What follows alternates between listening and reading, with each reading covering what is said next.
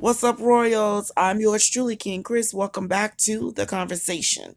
This conversation takes us to Louisville. Let's get into it.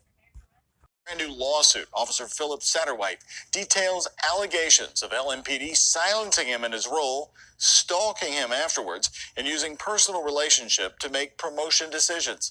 Tonight, Gabrigagadis is breaking down the brand new claims. Officer Philip Satterwhite claims cops who are not part of that buddy system, particularly black officers, are rarely placed into special units, even when they are the most qualified. The lawsuit filed by Sam Aguiar, who most recently represented Breonna Taylor's family, claims the police department lets friends and family members have priority for promotion. Officer Satterwhite joined LMPD in 2012. He explains how he applied for a number of roles within the department, like detective in the crimes against children and robbery units, but says he was scored unfairly and denied access to the interview results. Will Leffler and Metro Council President David James worked with LMPD for 20 years. James retired in 2003. Leffler left in 2019. I talked to the two of them about the discrimination and nepotism allegations. I've complained about that 25 years ago. It's always been a buddy-buddy system, to my knowledge, and there's going to be few that say it's not. And that's because they are a part of the buddy-buddy system.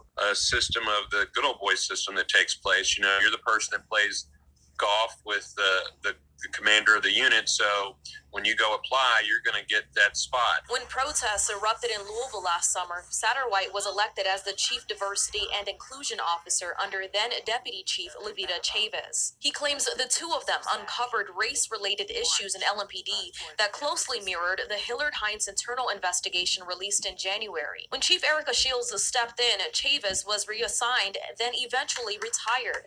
That's when Satterwhite alleges he lost his position after he sent an email to all sworn officers in an effort to gather data on internal hiring processes. He says after his role was eliminated, he filed a complaint. As a result, he claims LMPD directed and authorized efforts to intimidate, harass, and surveil him, claiming an unmarked car drove near his home on several occasions.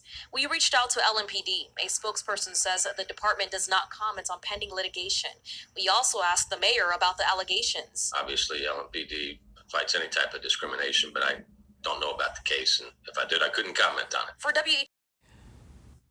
So, Royals, here we go again. This goes to prove the point that the police department was based on slave patrol when it first started its organization, and it was filled with white prejudiced men. It was filled with the National KKK Lynching Association of Black and Brown Skinned People and other people, your local law enforcement department. And they want to keep that same type of mentality. It's coming to the point where we are going to have no other choice but to defund these racist-based, supremacist, domestic terrorist gang groups. Let them get funded through their private organizations. Let them get funded by their KKK organizations. Why do we have to keep giving them our tax money when they do not have the interests of the citizens? This is disgusting. It shows how the police department is corrupt. They're not working on change, and they don't want change. They want to keep it like it is, and they don't want people of color in there or other ethnicities in there because they want to keep it white supremacist, white privilege. And they want to be able to practice all of their racist ways and views, their domestic terrorist groups, and the lynching association of the people. Like I say, America has one of the best law systems if it is applied right. But it has not been applied right. It will not be applied right. And it will keep on being tainted until these white supremacists are done away with. Defund them. Defund them.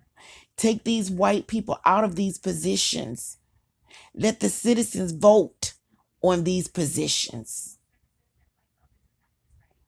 That's the only way we're ever going to at least get to some sense and some rationale out of this. It just shows that the police department, law enforcement, is full of racists, bigots, and that's that. Royals, that is your conversation. My black and brown skinned people, stay up, never down. Until we meet again, may God bless.